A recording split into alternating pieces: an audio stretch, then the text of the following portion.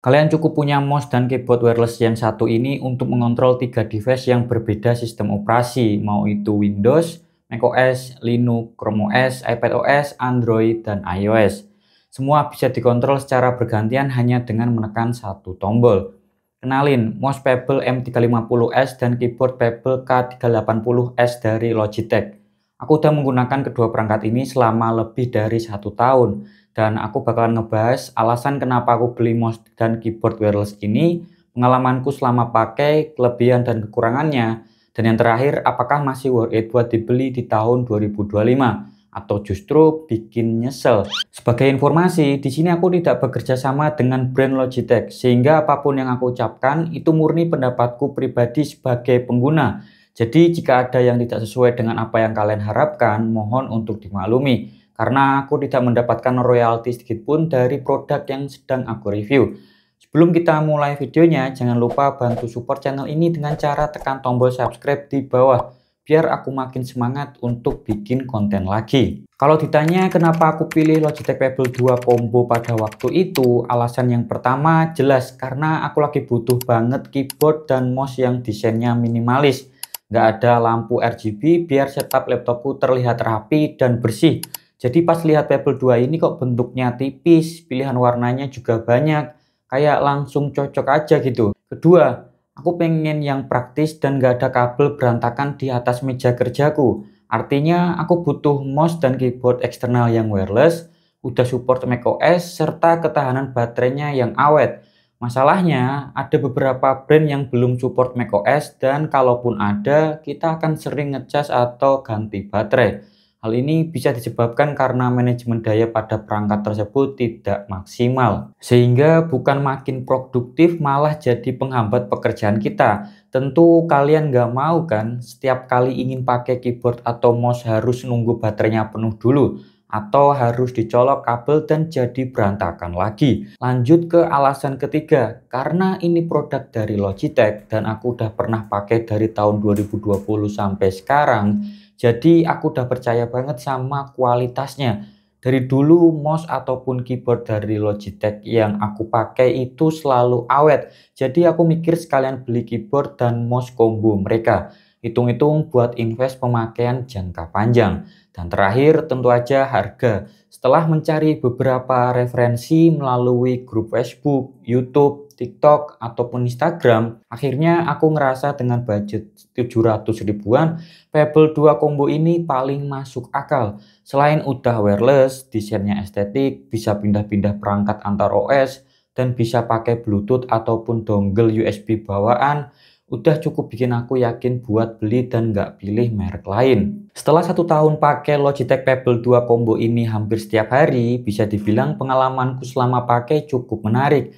Mulai dari keyboard dulu, feel mengetik itu enak banget, mau buat kerja santai atau ngetik dokumen panjang seperti bikin script konten, suaranya itu nggak berisik sama sekali. Jadi aman kalau mau dipakai di cafe atau ruang kerja bersama seperti di kantor.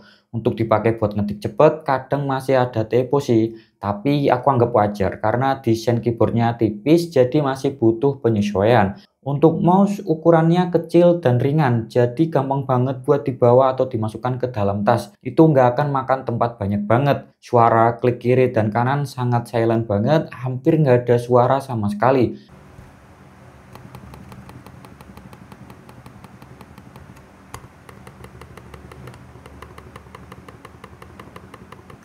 Sedangkan untuk scroll wheel-nya terasa enak karena seperti terbuat dari bahan karet, jadi buat scroll-scroll di MacBook Air M1 itu sangat mulus.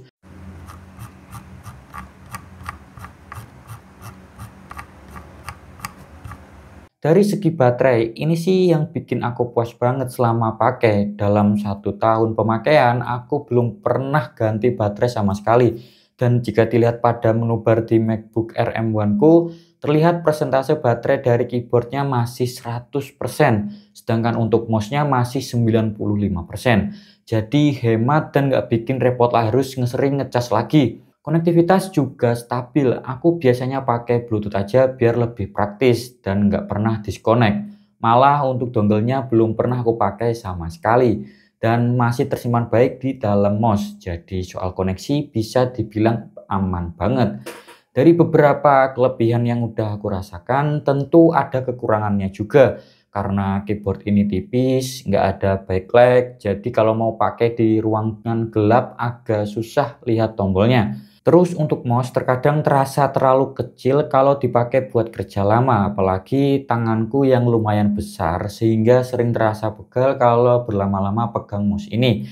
Jadi secara keseluruhan setelah 1 tahun pakai, aku bisa bilang pengalamanku pakai Logitech Pebble 2 Combo ini lebih banyak positifnya, tapi tetap ada beberapa catatan kecil. Sekarang kita masuk ke bagian yang paling ditunggu, yaitu kelebihan dan kekurangan Logitech Pebble 2 Combo setelah 1 tahun aku pakai. Mulai kelebihannya dulu ya. Pertama, desain minimalis dan clean. Kalau kamu suka setup meja yang estetik, ini bisa jadi referensi. Kedua, praktis buat dibawa-bawa. Keyboard tipis, mouse kecil, jadi gampang masuk tas. Cocok buat kerja mobile. Ketiga, baterainya super awet. Dalam setahun aku belum pernah ganti sama sekali baterainya. Keempat, konektivitas stabil. Mau pakai Bluetooth itu sangat seamless buat pindah-pindah perangkat dan nggak pernah disconnect. Kelima, harga cukup masuk akal untuk satu set keyboard dan mouse dari brand besar seperti Logitech. Sekarang ganti kekurangannya. Pertama, nggak ada backlight di keyboard. Kedua, tidak cocok buat kamu yang sering bermain dengan angka karena tidak ada numpadnya. Ketiga, mouse terlalu kecil, bisa gampang hilang dan cepat pegal buat dipakai lama. Dan terakhir, karena desain tipis, keyboard ini lebih cocok buat casual use, bukan buat kerja berat atau butuh keyboard yang responsif kayak mechanical keyboard. Setelah mengetahui pengalaman serta kelebihan dan kekurangan dari Logitech Pebble 2 Combo ini, sekarang pertanyaannya, apakah masih worth it buat dibeli di tahun 2025? Menurutku jawabannya iya, masih worth it, tapi dengan catatan. Kalau kamu cari keyboard dan mouse yang minimalis, praktis dibawa kemana-mana, baterainya awet, harga masih ramah di kantong, Logitech Pebble 2 Combo ini masih bisa jadi pilihan. Tapi kalau kamu butuh keyboard yang ada backlight, ukuran layout yang lebih besar buat bermain dengan angka, atau mouse yang lebih ergonomis buat tangan besar, mungkin bisa nyari opsi lain yang lebih cocok untuk kebutuhan kamu. Intinya, Logitech Pebble 2 Combo ini masih worth it buat dibeli dan dipakai sampai sekarang. Apalagi buat orang yang suka setup simple, clean, dan portable. Buat kerja kantoran, kuliah, atau sekedar produktif di cafe, ini masih sangat bisa diandalkan. Jadi itu pengalaman aku selama pakai Logitech Pebble 2 Combo selama 1 tahun. Kalau menurut kalian masih worth it nggak di tahun 2025? Tulis pendapat kalian di kolom komentar ya, biar kita bisa diskusi bareng. Dan seperti biasa, kalau video ini membantu, jangan lupa share video ini ke teman-teman kalian yang lagi nyari keyboard atau mouse wireless, biar lebih banyak orang yang ikut terbantu juga. Terus, like jika kalian suka sama video aku, dan bantu doain semoga channel ini bisa cepet sampai 1000 subscriber. Karena dukungan dari kalian sangat berarti banget. Aku pamit dan sampai jumpa di video selanjutnya.